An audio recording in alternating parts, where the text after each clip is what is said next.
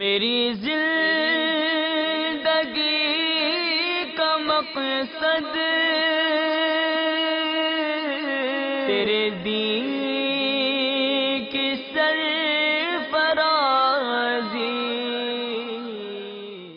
الحمدللہ رب العالمین والصلاة والسلام علی سید المرسلین، اما بعد فاعوذ باللہ من الشیطان الرجیم، بسم اللہ الرحمن الرحیم۔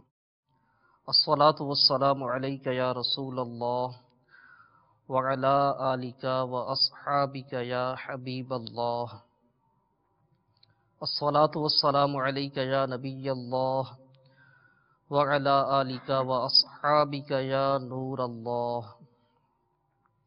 میٹھے میٹھے اسلامی بھائیوں اور مدنی چینل کے ناظرین، بامقصد زندگی کے آج کے سلسلے میں آپ کو خوش آمدید کہتے ہیں۔ درود پاک کی فضیلت سے حسب معمول سلسلے کا آغاز کرتے ہیں۔ آئیے سنیے کہ مدینہ کے سلطان رحمت عالمیان سرور ذیشان محبوب رحمان عز و جل وصلی اللہ تعالی علیہ وسلم کا فرمان جنت نشان ہے، جو مجھ پر ایک دن میں 1000 بار درود پاک پڑھے گا وہ اس وقت تک نہیں مرے گا جب تک جنت میں اپنا مقام نہ دیکھ لے۔ صلو علی الحبیب صلی اللہ تعالی علی محمد وعلی آلہ وصحبہ وسلم۔ میٹھے میٹھے اسلامی بھائیوں اور مدنی چینل کے ناظرین، الحمدللہ عز و جل دعوت اسلامی کے مدنی ماحول کی برکت سے ایک تعداد ایسی ہے کہ جسے یہ ذہن ملا ہے کہ ہر کام سے پہلے اچھی نیتیں کر لی جائیں۔ مدنی چینل کے سلسلوں سے پہلے بھی نیتوں کا سلسلہ رہتا ہے۔ آئیے آج کے سلسلے کے آغاز میں بھی حصول ثواب کے لیے، اللہ عز و جل کی رضا کے لیے کچھ اچھی نیتوں کا اعادہ کر لیتے ہیں۔ نیت کیجئے کہ اول تاخر پوری توجہ اور انہماک کے ساتھ سلسلے میں حاضری دیں گے، علم دین سیکھیں گے، انشاءاللہ عز و جل اس پر عمل کریں گے اور نیکی کی دعوت عام کرنے کی نیت سے یہ مدنی پھول جو سنیں گے انشاءاللہ دیگر اسلامی بھائیوں تک بھی پہنچائیں گے۔ صلو علی الحبیب صلی اللہ تعالی علی محمد وعلی آلہ وصحبہ وسلم۔ حضرت سیدنا صدیق اکبر رضی اللہ تعالیٰ عنہ آپ سے روایت ہے کہ حضور پاک صاحب لولاک سیاح افلاک صلی اللہ تعالی علیہ وآلہ وسلم نے ارشاد فرمایا، حضرت سیدنا موسیٰ علی نبینا وعلیہ الصلاۃ والسلام نے اللہ تبارک و تعالی کی جناب میں عرض کی۔ حضرت موسیٰ علیہ الصلاۃ والسلام نے عرض کی بارگاہ خداوندی عز و جل میں، مریض کی عیادت کرنے والے کو کیا اجر ملے گا؟ حضرت سیدنا موسیٰ علی نبینا علیہ الصلاۃ والسلام عرض کر رہے ہیں کہ مریض کی عیادت کرنے والے کے لیے اللہ تبارک و تعالیٰ کے ہاں کیا اجر ہے؟ اللہ تبارک و تعالیٰ نے ارشاد فرمایا، اس کے لیے یعنی مریض کی عیادت کرنے والے کے لیے 2 فرشتے مقرر کیے جائیں گے جو قیامت تک اس کی قبر میں روزانہ عیادت کرتے رہیں گے۔ سبحان اللہ عز و جل۔ یہ روایت دعوت اسلامی کے اشاعتی ادارے مکتبۃ المدینہ کے مطبوعہ رسالے قبر میں آنے والا دوست اس میں نقل کی گئی ہے۔ قبر میں آنے والا دوست، انسان دنیا سے جاتا ہے، مرنا سبھی نے ہے، اور مرنے کے بعد ہمارا یہ عقیدہ ہے، ایمان ہے کہ ہمیں اپنی زندگی کے تمام اعمال کا جواب دہ ہونا ہے۔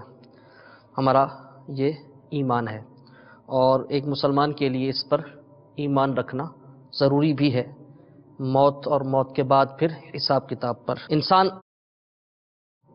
دنیا سے صرف اعمال ہی ساتھ لے کر جاتا ہے، اس کے اہل و عیال یہ بھی دنیا ہی میں رہ جاتے ہیں اور اس کا مال بھی، ساتھ جانے والے صرف اعمال ہی ہیں۔ تو اس رسالے میں قبر میں آنے والا دوست، اس رسالے میں ان اعمال سے متعلق نشاندہی کی گئی ہے کہ جن کی برکت سے قبر میں آسانی ہوگی، قبر میں اللہ تبارک و تعالیٰ کی رحمتوں کا نزول ہوگا۔ تو انہی اعمال میں سے ایک عمل یہ ہے کہ بندہ اپنی زندگی میں مسلمان کی عیادت کرے، جیسا کہ آپ نے روایت سنی کہ جو کسی مریض کی عیادت کرتا ہے تو اس کے لیے 2 فرشتے مقرر کیے جاتے ہیں جو قیامت تک اس کی قبر میں روزانہ اس کی عیادت کریں گے۔ میٹھے میٹھے اسلامی بھائیوں اور مدنی چینل کے ناظرین، مسلمان کا مسلمان پر حق ہے کہ اگر وہ بیمار ہوتا ہے تو دوسرا مسلمان اس کی عیادت کرے، اور عیادت کرنے کے زبردست فضائل ہیں، جیسا کہ ایک فضیلت آپ نے سنی، اس کی اور بھی بہت سی فضیلتیں ہیں۔ امیر اہل سنت بانی دعوت اسلامی حضرت علامہ مولانا ابو بلال محمد الیاس صاحب قادری دامت برکاتہم العالیہ کے تحریری بیان کا رسالہ ہے نہر کی صدائیں۔ اس میں عیادت کرنا رسول محترم کی سنت مبارکہ ہے کہ 31 حروف کی نسبت سے عیادت کے 31 مدنی پھول 31 مدنی پھول بیان کیے گئے ہیں۔ آئیے یہاں سے کچھ فضائل اور دیگر جو آداب ہیں یہ مدنی پھول، یہ میں آپ کے سامنے بیان کرنے کی سعادت حاصل کرتا ہوں۔ سنتے چلے جائیے، دل کے مدنی گلدستے میں سجائیے اور ساتھ ساتھ نیت کیجئے کہ انشاءاللہ عز و جل ہم بھی حصول ثواب کے لیے، اللہ عز و جل کی رضا کے لیے اپنے مسلمان بھائیوں کی بیماری پر ان کی عیادت کریں گے اچھی اچھی نیتوں کے ساتھ۔ مزید اچھی اچھی نیتیں حسب حال شامل کی جا سکتی ہیں۔ 8 فرامین مصطفیٰ ان مدنی پھولوں کے آغاز میں پہلے یہ 8 نبی پاک صلی اللہ تعالی علیہ وآلہ وسلم کے فرامین بیان کیے گئے ہیں۔ پہلی حدیث، حضور نبی کریم صلی اللہ تعالی علیہ وسلم ارشاد فرماتے ہیں، مریض کی عیادت کرو۔ مطلق ارشاد فرمایا مریض کی عیادت کرو۔ دوسرا فرمان، جو شخص کسی مریض کی عیادت کے لیے جاتا ہے تو اللہ عز و جل اس پر 75,000 فرشتوں کا سایہ کرتا ہے۔ سبحان اللہ عز و جل، اللہ عز و جل اس پر 75,000 فرشتوں کا سایہ کرتا ہے، اور اس کے ہر قدم اٹھانے پر اس کے لیے ایک نیکی لکھتا ہے، ہر قدم رکھنے پر اس کا ایک گناہ مٹاتا ہے، اور ایک درجہ بلند فرماتا ہے یہاں تک کہ وہ اپنی جگہ پر بیٹھ جائے۔ جب وہ بیٹھ جاتا ہے تو رحمت اسے ڈھانپ لیتی ہے، اور اپنے گھر واپس آنے تک رحمت اسے ڈھانپے رہے گی۔ ایک اور فرمان مصطفیٰ صلی اللہ تعالی علیہ وسلم، جو شخص کسی مریض کی عیادت کو جاتا ہے تو آسمان سے ایک منادی یعنی اعلان کرنے والا ندا کرتا ہے، یعنی اعلان کرتا ہے، تجھے بشارت یعنی خوشخبری ہو، تیرا چلنا اچھا ہے اور تو نے جنت کی ایک منزل کو اپنا ٹھکانہ بنا لیا۔ سبحان اللہ، یہ ابن ماجہ شریف کی حدیث ہے۔ ترمذی شریف کی یہ روایت، جو مسلمان کسی مسلمان کی عیادت کے لیے صبح کو جائے تو شام تک اس کے لیے 70,000 فرشتے استغفار یعنی بخشش کی دعا کرتے ہیں، اور شام کو جائے تو صبح تک 70,000 فرشتے استغفار کرتے ہیں، اور اس کے لیے جنت میں ایک باغ ہوگا۔ ایک اور نبی پاک صلی اللہ تعالی علیہ وسلم کا مبارک فرمان، جس نے اچھے طریقے سے وضو کیا پھر اپنے مسلمان بھائی کی ثواب کی نیت سے عیادت کی تو اسے جہنم سے 70 سال کے فاصلے تک دور کر دیا جائے گا۔ نبی پاک صلی اللہ تعالی علیہ وسلم کا ایک بہت ہی پیارا فرمان، جب تو مریض کے پاس جائے تو اس سے کہہ کہ تیرے لیے دعا کرے، کہ اس کی دعا فرشتوں کی دعا کی مانند ہے۔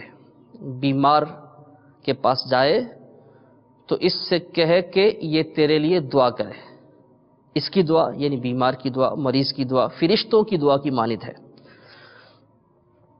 سبحان اللہ عز و جل، بیماری ایک لحاظ سے دیکھا جائے تو اللہ تعالیٰ کی رحمت ہے، جیسا کہ اس فرمان میں بھی بیان ہوا، مریض جب تک تندرست نہ ہو جائے اس کی کوئی دعا رد نہیں ہوتی۔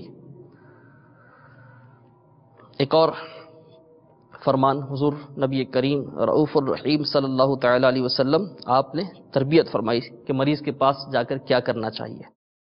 جب کوئی مسلمان کسی مسلمان کی عیادت کے لیے جائے تو 7 بار یہ دعا پڑھے، اسأل اللہ العظیم رب العرش الکریم ان یشفیک، کہ میں اللہ تبارک و تعالیٰ سے جو عظیم ہے، کریم ہے، عرش کا مالک ہے، اس سے سوال کرتا ہوں کہ وہ تجھے یعنی بیمار کو شفا دے۔ 7 بار یہ دعا کرے۔ ارشاد فرمایا اگر موت نہیں آئی ہے تو اسے شفا حاصل ہوگی۔ تھوڑی سی کوشش کریں گے تو انشاءاللہ عز و جل یہ دعا یاد ہو جائے گی۔ انشاءاللہ عز و جل دعوت اسلامی کے مدنی ماحول سے وابستہ رہیں گے، سنتوں بھرے اجتماعات میں شرکت پابندی کے ساتھ رہے گی، مدنی قافلوں میں سفر کرتے رہیں گے تو اللہ نے چاہا یہ دعا بھی اور بھی بہت سی دعائیں انشاءاللہ عز و جل یاد کر لیں گے، اور جب بھی موقع آئے تو پڑھتے رہیں گے، ثواب بھی پائیں گے انشاءاللہ عز و جل، یہ دعائیں یاد بھی رہیں گی اور ان دعاؤں سے حاصل ہونے والی برکتیں بھی ملیں گی۔ یہ 8 فرامین مصطفیٰ صلی اللہ تعالی علیہ وسلم آپ نے سنے، اب مزید عیادت سے متعلق مدنی پھول سنیے، سماعت فرمائیے اور ذہن نشین کرتے جائیے، نیتیں کرتے جائیے کہ انشاءاللہ عز و جل ہم اپنے مسلمان بھائیوں کی بیماری پر اللہ عز و جل کی رضا کے لیے ان کی عیادت کر کے خوب ثواب کمائیں گے۔ مریض کی عیادت کرنا سنت ہے۔ اگر معلوم ہے کہ عیادت کے لیے جانے سے اس بیمار پر گراں یعنی ناگوار گزرے گا، ایسی حالت میں عیادت کے لیے مت جائیے۔ اس کی کئی صورتیں ہو سکتی ہیں، یہ بھی ہو سکتا ہے کہ اس کی بیماری اتنی شدید ہے، وہ اتنا شدید بیمار ہے کہ اس کو لوگوں کی آمد و رفت سے تکلیف ہوتی ہے، تو ایسی صورت میں عیادت کے لیے نہ جایا جائے۔ اور ویسے عام حالات میں جب کہ ایسی کوئی صورت نہ ہو تو عیادت یہ سنت ہے۔ اگر مریض سے آپ کے دل میں رنجش یا طبیعت کو اس سے مناسبت نہیں پھر بھی عیادت کیجیے۔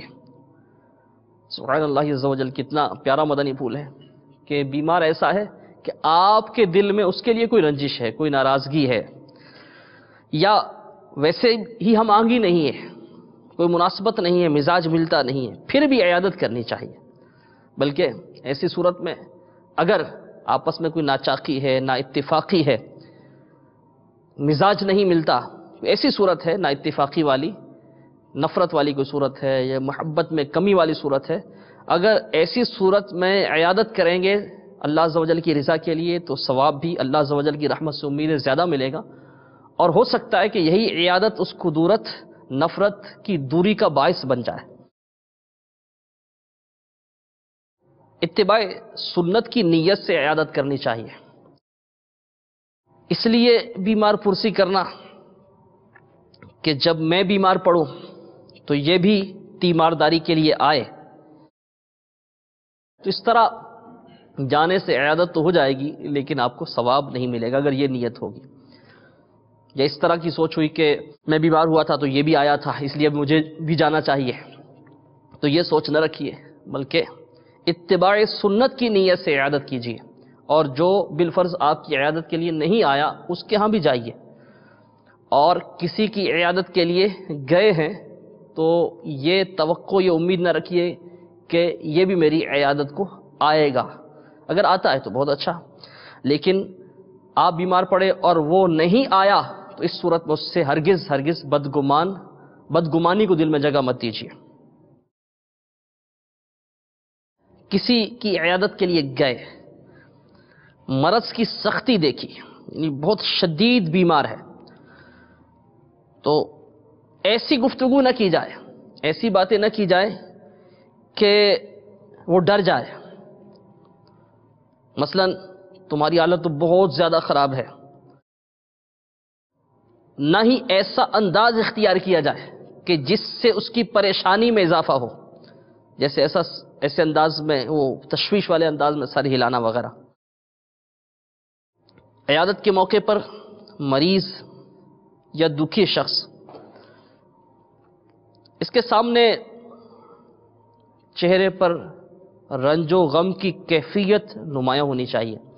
ظاہر ہے کوئی بیمار ہے، اس کے چاہنے والے، اس کے گھر والے، اس کے عزیز و اقارب، اس کی دیکھ بھال کرنے والے اس کے ساتھ ہوں گے، ایسے میں اگر آپ جا کر مذاق مسخری یا کوئی ایسا انداز اپنائیں گے تو ان کو اچھا نہیں لگے گا، خود مریض کو بھی اچھا نہیں لگے گا.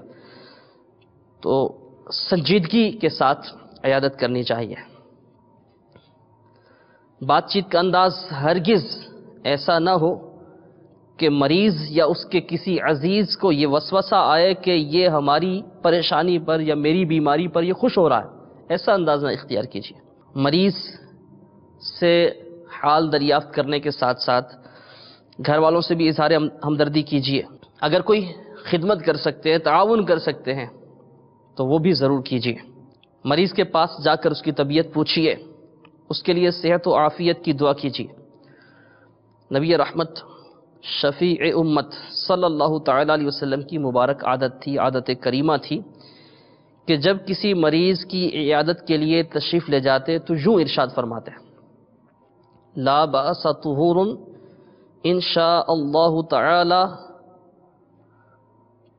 ترجمہ اس کا: کوئی حرج کی بات نہیں، اللہ نے چاہا تو یہ مرض گناہوں سے پاک کرنے والا ہے. دعوت اسلامی کے مدنی ماحول میں الحمدللہ عز و جل علم دین سیکھنے کا موقع ملتا ہے.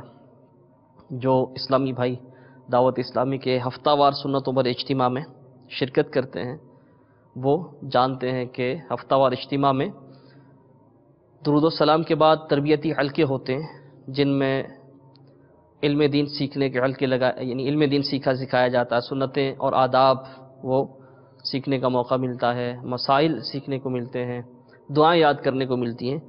تو اس طرح کی دعائیں ان تربیتی حلقوں میں یاد کروائی جاتی ہیں.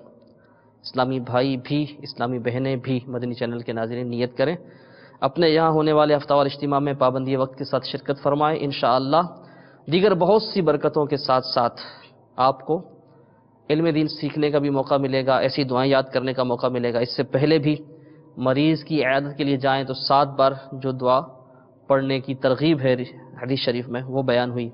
یہ جو دعا ہے پیارے آقا علیہ الصلوۃ والسلام کی عادت کریمہ تھی، یہ دعا آپ پڑھتے تھے. لا بأس طہور ان شاء اللہ تعالی. اس کے ساتھ ان الفاظ کا اضافہ بھی ہے روایتوں میں: اللہم اشفیہ اللہم عافیہ. تو آپ یہ دعا یاد کر لیجئے اور جب بھی کسی مریض کی عیادت کی سعادت ملے تو حصول ثواب کے لیے یہ دعا بھی کر دیجئے. انشاءاللہ عز و جل اس کا الگ سے ثواب ملے گا، اور اللہ تبارک و تعالی نے چاہا تو اس دعا کی برکت سے مریض کی تشفی بھی ہوگی، اللہ تبارک و تعالی شفا بھی عطا فرمائے گا.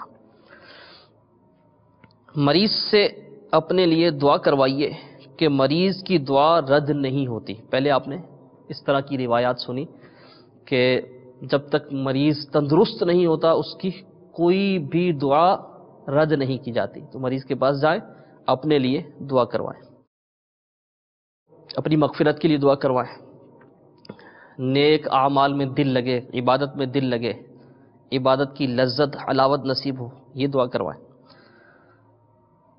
دین و دنیا کی بھلائیاں حاصل کرنے کے لیے، دنیا و آخرت کی بھلائیاں حاصل کرنے کے لیے اس سے دعا کروائیں.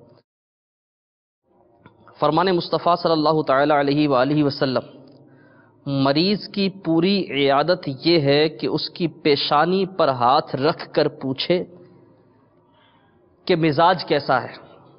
مزاج پرسی کا طریقہ سکھایا جا رہا ہے.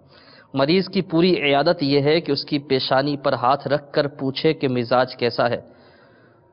مفسر شہیر حکیم الامت حضرت مفتی احمد یار خان نعیمی رحمۃ اللہ تعالی علیہ اس حدیث پاک کے تحت فرماتے ہیں، یعنی جب کوئی شخص کسی بیمار کی مزاج پرسی کرنے جاوے تو اپنا ہاتھ اس کی پیشانی پر رکھے، پھر زبان سے یہ یعنی آپ کی طبیعت کیسی ہے کہے. اس سے بیمار کو تسلی ہوتی ہے، مگر بہت دیر تک ہاتھ نہ رکھے رہے. یہ ہاتھ رکھنا اظہار محبت کے لیے ہے. سبحان اللہ عز و جل. صلو علی الحبیب صلی اللہ تعالی علی محمد وعلی آلہ وصحبہ وسلم. مزید آداب سنیے. مریض کے پاس کیا کرنا چاہیے؟ مریض کے سامنے ایسی باتیں کرنی چاہیے جو اس کے دل کو بھلی معلوم ہو، اس کو اچھا لگے. بیماری کے فضائل بیان کیجیے، اللہ عز و جل کی رحمت کے تذکرے کیجیے تاکہ اس کا ذہن ثواب آخرت کی طرف مائل ہو. وہ شکوہ و شکایت سے بچے، شکوہ و شکایت کے الفاظ زبان پر نہ لائے۔ اس لیے بیماری کے فضائل بیان کیے جائیں، بیماری سے جو گناہ معاف ہوتے ہیں اس طرح کی روایات بیان کی جائیں، اللہ عز و جل کی رحمت کا تذکرہ کیا جائے، شفا یابی کی امید دلائی جائے۔ اس سے یہ ہوگا کہ اگر تکلیف تو واقعی ہوتی ہے اور شدید تکلیف ہے، تو اس صورت میں بھی جب بیماری کے فضائل بیان کیے جا رہے ہوں گے تو مریض کا ذہن صبر کا بنے گا۔ صبر کرنے کے طریقے یہ بھی بیان کیجئے، صبر کے فضائل بیان کیجئے۔ امیر اہل سنت بانی دعوت اسلامی حضرت علامہ مولانا ابو بلال محمد الیاس صاحب قادری دامت برکاتہ العالیہ کا رسالہ ہے خودکشی کا علاج۔ اس میں صبر کے حوالے سے بہت پیاری پیاری روایات کو جمع کیا گیا اور مصیبت پر صبر کیسے کرنا چاہیے، صبر کیسے حاصل ہوگا، صبر کرنے کے طریقے بھی اس رسالے میں بیان کیے گئے۔ یہ رسالہ حاصل کر لیں، ہو سکے تو یہ رسالہ اپنے ساتھ رکھیں، عیادت کے لیے جائیں تو اس میں سے پڑھ کر صبر کرنے کے طریقے بیان کرتے ہیں۔ انشاءاللہ عز و جل اس سے مریض کا ذہن صبر کا بنے گا اور اس بیماری کے ذریعے جو اللہ عز و جل کی رحمتیں حاصل ہونے والی ہیں اس کا ذہن اس کی طرف مائل ہوگا۔ نہیں تو بڑی تعداد ایسی ہے ہمارے معاشرے میں، آپ بھی جانتے ہیں ہر کوئی بیمار ہوتا ہے۔ اب بھی مدنی چینل کے ناظرین غور کریں تو کئی ایسے ہوں گے جو بیمار ہوں گے، سن رہے ہوں گے یہ ساری گفتگو، خود بیمار ہوں گے یا گھر میں سے کوئی فرد بیمار ہوگا۔ ہم میں سے ہر ایک بیمار تو تقریباً ہوتا ہی ہے، اور کئی ایسے ہوتے ہیں جو بیچارے دائمی مریض ہوتے ہیں، کئی خود مریض نہیں ہوتے، ان کے گھر میں مریض ہوتے ہیں۔ تو بیماری ہر کسی کے ساتھ ہے تقریباً، لیکن بیماری پر بندہ صبر کرے اور صبر کر کے اجر و ثواب حاصل کرے، اس کا ذہن تقریباً نہیں ہوتا، سوائے ان خوش نصیبوں کے جنہیں اللہ تبارک و تعالی مدنی سوچ عطا فرمائے۔ تو ایسے جو مدنی ذہن رکھنے والے ہوتے ہیں وہ تو چھوٹی سے چھوٹی مصیبت پر بھی صبر کر کے اجر کماتے ہیں، اور ایسے نادان ان کی کثرت ہے کہ بہت بڑے بڑے مصائب آتے ہیں لیکن شکوہ و شکایت کر کے صبر کا دامن چھوڑ کر اپنے لیے اس مصیبت میں اضافہ بھی کرتے ہیں اور ساتھ ساتھ اس پر حاصل ہونے والا اجر و ثواب اس سے بھی ہاتھ دھو بیٹھتے ہیں۔ تو کیا ہی اچھا ہو کہ اگر ایسے اسلامی بھائی سن رہے ہیں، مدنی چینل کے ناظرین میں ایسے ناظرین ہیں جو خود بیمار ہیں یا کوئی ان کے گھر میں سے ان کا کوئی قریبی عزیز بیمار ہے، تو وہ خود بھی صبر کا ذہن بنائیں اور اپنے عزیزوں کا، اپنے بیماروں کا ذہن بھی یہی بنائیں، اور آئندہ کے لیے نیت بھی کر لیں کہ کسی بھی مریض کی عیادت کی سعادت ملی تو دیگر جو اچھی اچھی نیتیں ہیں ان کے ساتھ یہ نیت بھی کر لوں گا کہ ان کو اس بیماری پر حاصل ہونے والے اجر و ثواب کی طرف توجہ دلا کر ان کا ذہن صبر کے لیے بناؤں گا۔ عیادت کرتے ہوئے موقع کی مناسبت سے مریض کو نیکی کی دعوت بھی پیش کی جائے، خصوصاً نماز کی پابندی کا ذہن دینا چاہیے۔ جب بیماری ہوتی ہے تو ایک طرف تو یہ ہوتا ہے کہ بیماری میں بندہ اللہ تبارک و تعالی کو یاد کرتا ہے، تو اگر بالفرض کوئی ایسا ہے جو پہلے نماز نہیں پڑھتا تھا تو اس کا ذہن نماز کے لیے بنایا جا سکتا ہے۔ اور اس طرح کی روایات ہیں کہ جو بیماری ہے یہ موت کے قاصد، جو موت کا پیغام لانے والے ہیں، موت کا قاصد، ان قاصدوں میں سے ایک قاصد بیماری بھی ہے۔ ایک لحاظ سے یہ یعنی موت کا پیغام لانے والی ہے کہ ہمیں مرنا ہے، اس انداز سے۔ اور دوسری طرف ایسا بھی ہوتا ہے کہ اچھے بھلے نمازی وہ بیماری جب آتی ہے تو نماز چھوڑ بیٹھتے ہیں۔ تو موقع کی مناسبت سے مریض کی عیادت کے دوران نیکی کی دعوت بھی پیش کی جائے، خصوصاً نماز کی پابندی کا ذہن دینا چاہیے۔ مریض کو مدنی چینل دیکھنے کی رغبت دلانی چاہیے، اس کی برکتوں سے آگاہ کریں۔ آپ مدنی چینل کے ناظرین جانتے ہی ہیں کہ مدنی چینل کی کتنی برکات ہے۔ مریض کو مدنی قافلوں میں سفر کی، اور اگر خود وہ قابل نہیں ہے سفر کے تو اپنی طرف سے گھر کے کسی فرد کو سفر کروانے کی ترغیب یہ دلائیں۔ مدنی قافلوں کی وہ مدنی بہاریں سنائیں جن میں دعاؤں کی برکتوں سے مریض کو شفا ملی ہے۔ مریض کے پاس زیادہ دیر تک نہ بیٹھیں، نہ شور و غل کیجیے.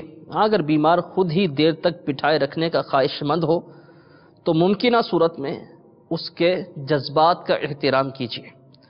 بعض لوگوں کی عادت ہوتی ہے کہ مریض یا اس کے نمائندے سے ملتے ہیں تو کچھ نہ کچھ علاج بتاتے ہیں.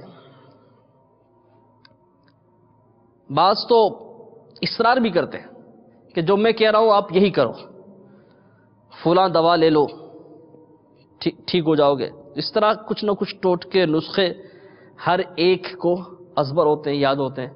اور ایک تعداد ایسی ہے کہ جو اپنی چلاتے ہیں، ذہن بناتے ہیں کہ یہی کام کیا جائے، یہی علاج اختیار کیا جائے. مریض کو چاہیے کہ یعنی ہر کسی کا بتایا ہوا علاج نہ کرے کہ نیم حکیم خطرہ جان. کسی کا بتایا ہوا علاج کرنے سے پہلے اپنے طبیب سے مشورہ کر لے. خبردار، جو طبیب نہ ہونے کے باوجود علاج بتاتے رہتے ہیں، مثلا وہ خود ڈاکٹر نہیں ہیں اور پھر بھی علاج بتاتے رہتے ہیں، وہ اس سے باز رہیں. ایسا نہیں کرنا چاہیے. غیر طبیب کو علاج تجویز کرنا، علاج بتانا درست نہیں ہے. مریض کی عیادت کے موقع پر تحفے لانا بہت اچھا کام ہے، مگر نہ لانے کی صورت میں عیادت ہی نہ کرنا اور دل میں یہ خیال کرنا کہ اگر کچھ نہیں لے کر جائے گا تو وہ کیا سوچے گا کہ یہ خالی ہاتھ ہی آ گیا ہے، تو یہ خیال رکھنا درست نہیں ہے. خالی ہاتھ بھی عیادت کر لینی چاہیے کہ عیادت کرنے کا ثواب تو ملے گا، اور نہ کرنے میں عیادت کے ثواب سے محرومی ہے.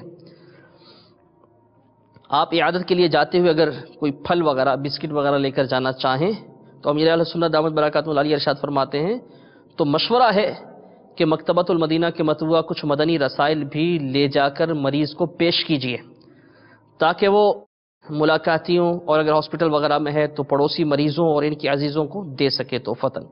بلکہ ذہ نصیب مریض خود بھی کچھ مدنی رسائل ہدیتاً منگوا کر اس غرض سے اپنے پاس رکھ کر ثواب کمائے، یعنی خود پڑھے اور دوسروں کو پڑھائے. فاسق یعنی گناہگار، اس کی عیادت بھی جائز ہے، کیونکہ عیادت تو جو ہے یہ حقوق اسلام سے ہے، اور فاسق گناہگار بھی ہے تو مسلمان، تو فاسق کی عیادت بھی کی جانی چاہیے. مرتد جو اسلام لانے کے بعد یعنی مسلمان تھا پہلے اور پھر گیا، اس کی اور کافر حربی کی عیادت جائز نہیں. فی زمانہ دنیا میں جتنے بھی کافر ہیں یہ کافر حربی ہیں، کافر حربی کی عیادت بھی جائز نہیں. بد مذہب کی عیادت کرنا منع ہے. صلو علی الحبیب صلی اللہ تعالی علی محمد وعلی آلہ وصحبہ وسلم. میٹھے میٹھے اسلامی بھائیوں، آپ نے عیادت کے فضائل سنے، عیادت کے کچھ مدنی پھول سنے، عیادت کے آداب سنے. نیت کیجئے کہ انشاءاللہ عز و جل